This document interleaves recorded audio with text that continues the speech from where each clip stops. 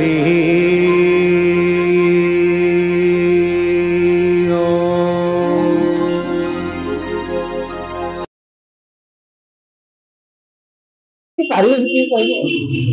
ठाकुर केମିତି ଆସିଲେ ଠାକୁର ଏଠିକି ଦିଥର ଆସିଛନ୍ତି।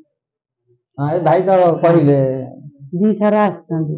ଏ ଲାଷ୍ଟ ଥରକ ଆସିବେ ବୋଲି ସବୁ ସମସ୍ତେ ପୁରା ଉଜାଗର ହେଇକି ରହିଛୁ। ଠାକୁର ଆସିବେ ବୋଲି ସମସ୍ତେ ଅନେଇଛନ୍ତି, ଆଉ ଠାକୁର ଆସିଲେନି। ସେଠୁ ଯୋଉଦିନ ଆସିବା କଥା ତା ପରଦିନ ଠାକୁର ଆମେ ଜାଣିନୁ ଆମେ କହିଲୁ ସେମିତି ପୁରା ଲୋଭରେ ଚିତା ଫିତା ପକେଇକିରି ବସିଛୁ। ଠାକୁର 11ଟା ସାଢ଼େ 11ଟା ଖଣ୍ଡେ ହବ ଆସି ସିଆଡ଼ୁ ତାଙ୍କର ଆସି ମୁଁ ସେମିତି କାନ୍ଦୁଥାଏ। ଠାକୁର ସତରେ ଆସିବେ କି ନାହିଁ କହିପାରିବେନି। ଠାକୁର ମୁଁ ଚେୟାର ପଡ଼ିଛି, ତଉଲିଆ ଥୁଆ ହେଇଛି, ପଡ଼ିପାରିନି। ଠାକୁରଙ୍କ ଗୋଡ଼ ଧୋଇଦବ ବୋଲି ରଖିଛୁ, ଗୋଡ଼ ଧୋଇ ଦେଇପାରିନି। ତାପରେ ମୁଁ ଚିତା ପକଉଛି, ଆସି ମୋ ପଛପଟରେ ଠାକୁର ଠିଆ ହେଇସାରିଲେଣି। ରାତିରେ ସମସ୍ତେ ଆସି କହୁଛନ୍ତି ଲାଇଟ୍ ବନ୍ଦ କର, ଲାଇଟ୍ ବନ୍ଦ କର, ଠାକୁର ଆସିବେ। ଠାକୁର ଆସିଗଲେଣି। ଆସିଲେ ଠାକୁର ଜମା ପଇଁଚା ଆଣଦେଲୁ। ଠାକୁର ସାଙ୍ଗେ ସାଙ୍ଗେ ଆସିକିରି ସାଙ୍ଗେ ସାଙ୍ଗେ ପଳେଇଲେ। ନାଇଁ ମୁଁ 45 ମିନିଟ୍ ରହିଛି। ଆମେ 45 ମିନିଟ୍ ମୁଁ ରହିଛି। ଆଉ କ'ଣ ଖାଇବାକୁ ଦେବୁ, କ'ଣ ଇଏ କରିବୁ, କିଛି ହାତ ଗୋଡ଼ ଥରୁଥାଏ, କିଛି କରିପାରୁନଥାଉ। ଯୋଉଦିନ ଠାକୁର କହିଥିଲେ ତ ସେଦିନ ଆସିଲେ। ତା ପରଦିନ ଆସିଲେ ଆମେ ସବୁ ସଜବାଜ ରଖିଛୁ, କିଛି ତାଙ୍କର ସେବା ଯତ୍ନ କିଛି କରିପାରିବୁ। ତାପରେ ଠାକୁର ସେଠୁ ଜଗନ୍ନାଥଙ୍କ ସେ ଘରକୁ ସେଠୁ ଗଲେ। ତାପରେ ଆଉ ଥରେ ବି ଠାକୁର ସେମିତି ଆସିଲେ। ନାଇଁ ସେଇଥର ସେଠୁ ପକେଇଦେଲେ ପଛରେ, ଗୋଡ଼ ବି ଧୋଇ ଦେଇନି। ସିଏ ବସିଲେ, ସମସ୍ତେ ଭାଇମାନେ ସେଠୁ ଇଏ ଆସିଥିଲେ ଥିଲେ। ଆମର ଏଠି ସାମ ଭାଇ ଥିଲେ, ଆମର ଯୋଉ 2-4 ଜଣ ଆମ ପରିବାର ହିଁ ଥିଲୁ। ଆଉ ବଢ଼େଇ ଘର ଜଣେ ସିଏ ପୁରା ଚେଇଁକିରି ରହିଥିଲେ ଠାକୁରଙ୍କୁ ଦେଖିବେ ବୋଲି, କିନ୍ତୁ ସିଏ ଦେଖିପାଇଲେନି। କେତେବେଳେ ଗଲେ କେହି ଜାଣିପାରିଲେନି। ଆଉ ଥରେ ବି ଠାକୁର ଓଡ଼ାସିଙ୍ଗି ଆସିଥିଲେ ଆମ ଘରକୁ, ଆମେ ଡକେଇଥିଲୁ, ଆମେ ଯାଇକିରି ଅଣେଇଥିଲୁ। ସିଏ ଆସିଥିଲେ, ଆମେ କହିଲୁ ଏତିକି ସମୟ ଠାକୁର ରହିଲେ। ତାପରେ ଠାକୁର କହିଲେ ଯେ ତମେ ଉଦ୍ଧାରେ ଆଣିଥିଲ ଆମକୁ ବା, ଆଉ ଆମେ କ'ଣ ତମ ଘରକୁ ଆସିଥିଲୁ? ଜଣଙ୍କ ଘରକୁ ଆମେ ଆସିଥିଲୁ, ତମେ ଉଦ୍ଧାରେ ତାଙ୍କ ଘରୁ ଆଣିଥିଲ। ଏମିତି ଏଇ ତାଙ୍କର ଲୀଳା, ଆଉ କ'ଣ। ତାପରେ ଆପଣ ସେତେବେଳେ ଧାରା ନେଇଯାଇଥିଲେ ସବୁ ଠାକୁରଙ୍କର? ହଁ ଆମେ ସେତେବେଳେ, ହଁ ତାପରେ ମୁଁ 729 ସିରିଏଲରେ ଅଛି। ବହୁତ ଦିନ। ଆଉ ଆଙ୍କ ବାପା ଯିଏ 300 କେତେରେ ଅଛି, ମନ ନାହିଁ। ତାପରେ କ'ଣ କେମିତି କ'ଣ ଠାକୁରଙ୍କୁ କେମିତି କ'ଣ ଜାଣୁଛନ୍ତି? ହଁ ଠାକୁର ବହୁତ ଆମର ଇଏ କରିଛନ୍ତି। ଆମ ଝିଅକୁ ନେଇକି ଯାଇଥିଲୁ, ଝିଅର ଗୋଟିଏ ହେଲା ଗୋଡ଼ରେ ଗୋଟିଏ ବଥ ହେଇଛି। ଆମର ସେତେବେଳେ କିଛି ସମ୍ବଳ ନଥିଲା, କଟକ ନେଇକି ଯିବୁ ବୋଲି କିଛି ପାଇନଥିଲୁ। ଠାକୁର ଚାଳ ଘରେ ବସିଥିଲେ, ଆମେ ଯାଇକିରି ଝିଅକୁ ସେଇଠି ଶୋଇ ଦେଇଛୁ।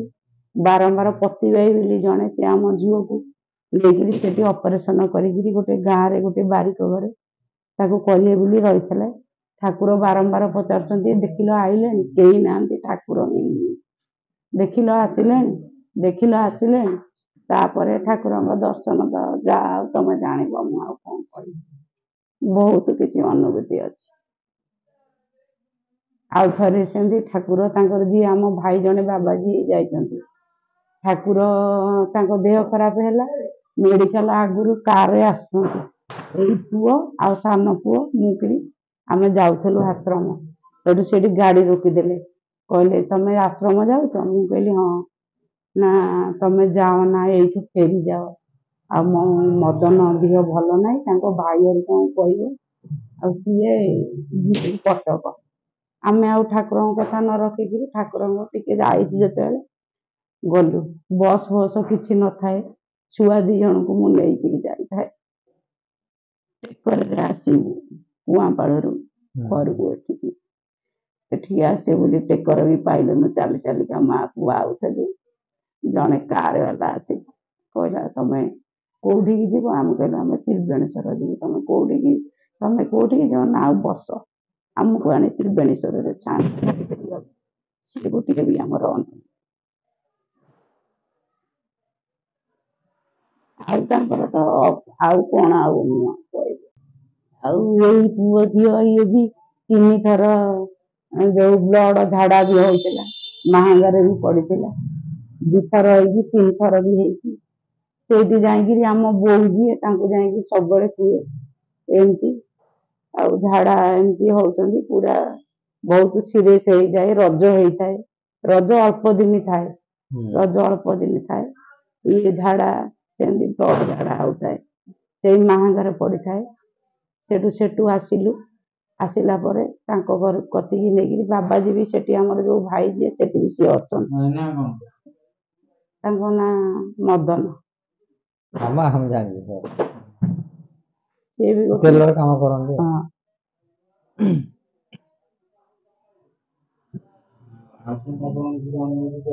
ଆଉ କଣ ଆଉ କହିବି। ଆପଣ ଯୋଉ ଧାରା ଠାକୁର ଦେଇଥିଲେ ସେ ଧାରାକୁ କେମିତି କଣ ଚଲଉଛନ୍ତି? ଚାଲିଛି? ହଁ ଚାଲିଛି। ମୁଁ ଏବେ ତ ଆଣ୍ଠୁ ଗଣ୍ଠି ସବୁ ଅଣ୍ଟା ଧରୁଛି, ଖାଲି ସେମିତି ଟିକେ ପ୍ରଣାମ କରେ, ହୁଏ ଭୋରୁ ଟିକେ ପ୍ରଣାମ କରେ, ଆଉ ସନ୍ଧ୍ୟା ବେଳେ ଗାଧୁଆ ବେଳେ ଏଇ ଯାହା କରୁ।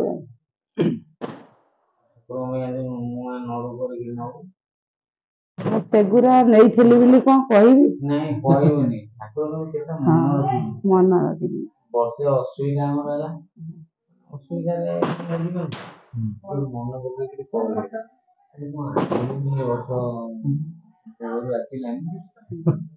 ମୁଁ ଟିକେ ଚୁଡ଼ା ମୁଆଁ କରିକି ତାପରେ ବାଦାମ ହରିକା ପକେଇ ଭୋରୁ ନେଇକିରି ଯାଏ। ଠାକୁର ମନେ ରଖିଥାନ୍ତି, ସେ ବୁଝନ୍ତି ଆଉ। ମନ ରଖନ୍ତି। ସେ ଠାକୁରଙ୍କ ଶ୍ରଦ୍ଧାରେ ଯିଏ ଦେଇଛି ସେ ଶ୍ରଦ୍ଧାଟାକୁ ସେ ମନେ ରଖନ୍ତି ଆଉ। ନା ସେ ମୁଆଁଟାକୁ ସେ ମନେ ରଖିଛନ୍ତି। କୋଟି କୋଟି ହୃଦୟରେ ସେ ଶ୍ରଦ୍ଧା ଆପଣଙ୍କ ଭିତରେ ଶ୍ରଦ୍ଧା ଏଇ ସମୟରେ ଲୋକ ମତେ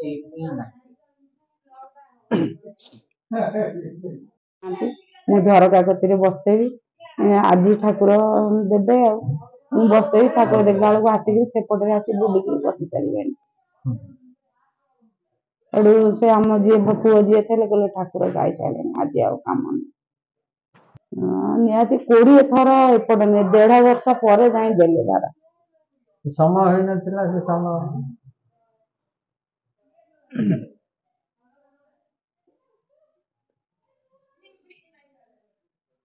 ସେଠି ଯୋଉ ଜଗନ୍ନାଥ ମନ୍ଦିର ହେଇଛନ୍ତି, ଆମ ଠାକୁରଙ୍କର ମନ୍ଦିର ହେଇଛି, କିନ୍ତୁ ଆମେ ତ ପ୍ରମାଣ ପାଇଛେ ଠାକୁର ଆମର ଆସିଛି। କିନ୍ତୁ ଦିଟା ହବାର କଣ ମାନେ ମାଳିକାରେ ପ୍ରମାଣ ନା ଠାକୁର କହିଥିଲେ ଯେ ଆଉ କରିବା ପାଇଁ ନା କଣ? ପାଦୁକା ମନ୍ଦିର ପାଇଁ ଜଗନ୍ନାଥ ଆଗରୁ ଥିଲେ, ଜଗନ୍ନାଥ ପୂର୍ବରୁ ଥିଲେ। ହଁ, ଜଗନ୍ନାଥଙ୍କ ଘରେ ପାଦୁକା ଆସିକି ପୂଜା ପ୍ରଥମ ସାକାଘର ହେଇନଥିଲା। ଠାକୁର ମତେ ମାନେ ସାଇକେଲ ଯେତେବେଳେ ଗୋଡ ଗଳା ଚଢିକି ଯାଆନ୍ତି ହାଫ ପ୍ୟାଣ୍ଟ ପିନ୍ଧି, ମୁଁ ସେତେବେଳଠୁ ଯାଇଛି। କିନ୍ତୁ ମୁଁ ବସେ, ମୁଁ ଖାଲି ନିର୍ମଳାରେ ବସେ ସେ ଚାଳ ଘରେ, ତାକୁ ତାଙ୍କର ଲେଖୁଥିବେ ଡାଇରୀ, ସମସ୍ତେ ପଳେଇ ଯିବେ, ତାପରେ ମତେ କୁହନ୍ତି ମୁଁ ଟିକେ ଆସୁଛି, ଯିବ ତ ଆଉ ମୁଁ ଯଦି ପଦାକୁ ଆସିବି ପାନ ସେ କରରେ ଅଛି। ଏମିତିକିରି ସମ୍ପର୍କରେ ଚାଲେ। ସେ ତ ବହୁତ କଥା, ସବୁ କଥା କହିହବନି, କାହିଁକିନା ଅଳ୍ପ କଥା କହିବା। ସିଏ ଏଠି ଶାଖା ହେବା ପୂର୍ବରୁ ଜଗନ୍ନାଥ ଆଗରୁ ଏଠି ଥିଲେ, ପୂଜା କରୁଥିଲେ ଜଗନ୍ନାଥଙ୍କ ପାଖରେ। ସେଠୁ ଯେତେବେଳେ ଏଠି ପାଦୁକା ଆସିଲା, ପାଦୁକା ଆସିକିରି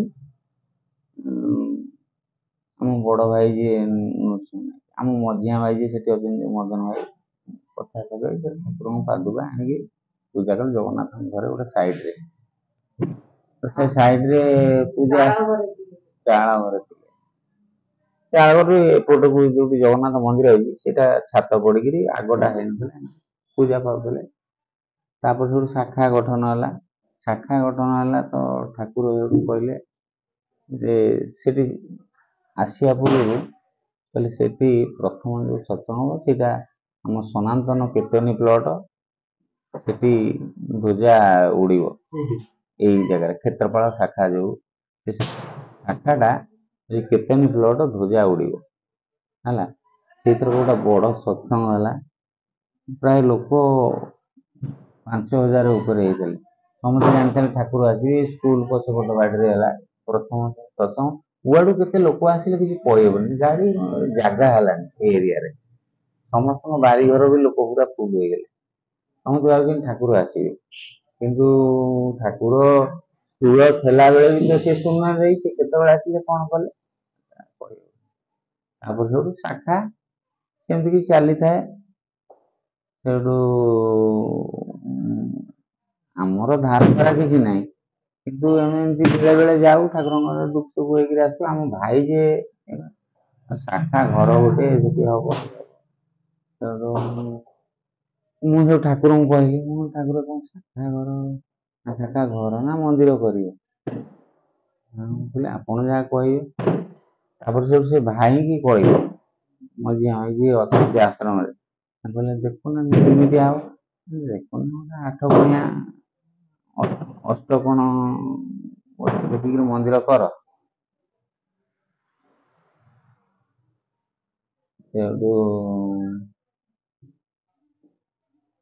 ସେଠୁ ସେ ମନ୍ଦିରଟା ସେଠୁ ଆମେ ଏମିତି କ'ଣ କେମିତି କରିବୁ ଇଏ କରିବୁ ଏମିତି ଭାବିକି ସେଠୁ ଯାହା ହଉ ତାଙ୍କ ଦୟାରେ ତ ଏଠି ମନ୍ଦିର ହେଲା, ପାଦୁକା ମନ୍ଦିର। ଆଉ ଠାକୁର ଏଠିକି ଯୋଉ ଆସିବା ଅନୁଭୂତି, ସେ ତ ଅନେକ ଥରେ ଆଶ୍ୱିନ ମାସରେ ଏଇ ମାଟି ଗୋଡ଼ି ରାସ୍ତା କାଦୁଅ ହେଇଛି, ଠାକୁର ଗୋଟେ ସ୍କୁଟରରେ ପଳେଇ ଆସିଛନ୍ତି। ପ୍ରଥମ ଆମେ ଶୋଇଛୁ ଘରେ, ଗୋଟେ ସ୍କୁଟରଟା ଆସିକି ରହିଲା ଆମ ଦୁଆର ମୁହଁରେ। ଆଶ୍ୱିନ ମାସଟା ଏଇ ମାସଟା ବୋଧେ, ହଁ ଆଶ୍ୱିନ ନା ଦଶହରା ବେଳେ। ସେଠୁ ଦେଖିଲା ବେଳକୁ ପଠଉ ସାଉଣ୍ଡ ହେଲା। ମୁଁ ଉଠିଗଲିଣି, ଗୋଟେ ଗାଡ଼ିଟା କ'ଣ ରହିଲା ସେତେବେଳେ, ରାତି ପ୍ରାୟ 12ଟା 12:30 ଖଣ୍ଡେ ହବ। ଦେଖିଲା ବେଳକୁ ପଠଉ ସାଉଣ୍ଡ ହେଲା। ସେଠୁ ସାଙ୍ଗେ ସାଙ୍ଗେ ସେଠୁ ଆମେ ସେଠୁ ଉଠି ଆଠି ଗଲୁ, ଠାକୁର ପଶିଲେଣି ଘରକୁ। ଠାକୁର ଆସିଲେଣି।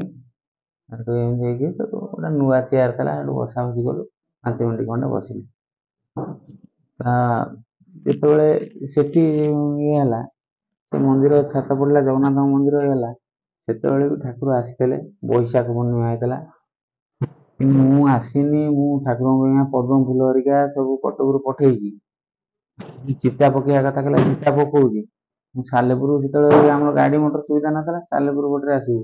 ସେଠି ଅଟକି ଗଲି, ରାତିରେ ଶୋଇକି ମାନେ ମନ ଦୁଃଖରେ ବହୁତ। ସେ ଦୁଃଖ କ'ଣ ସେ ଜାଣିଥିବେ।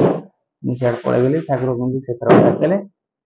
ସେ ଠାକୁର ଆସିକିରି କବାଟ ବନ୍ଦ କରିକି ରହିଲେ କିଛି ସମୟ, ଘର ଭିତରକୁ ଗଲେ, କବାଟ ବନ୍ଦ କରିଦେଲେ।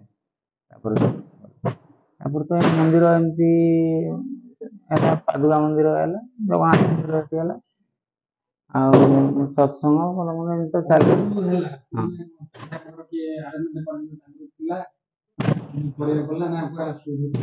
ଏଇ ମନ୍ଦିର ପାଦୁକା ମନ୍ଦିର ପଇସା ପତ୍ର ନଥିଲା। ମୁଁ ପଥର ବହୁତ କଷ୍ଟରେ ଆମର ଥିଲା, ମୁଁ ତାକୁ ଯୋଗାଡ଼ କରି ଏମିତି ଉଠେଇଲି। ସେଠୁ ସେ ଭାଇମାନେ ସାହାଯ୍ୟ କଲେ। ସମସ୍ତଙ୍କର ସହଯୋଗରେ, ହଁ କେବଳ ଆମର ଭାଇମାନଙ୍କର ସହଯୋଗରେ ସରକାରୀ ପଇସା ଜଗନ୍ନାଥ ମନ୍ଦିରଙ୍କ ଆଉ ଇଏ ମନ୍ଦିର ଆଉ ଏଇ ଯୋଉ ସ୍ଥାପନା ହେଲା, ଠାକୁର ବା ଥିଲେ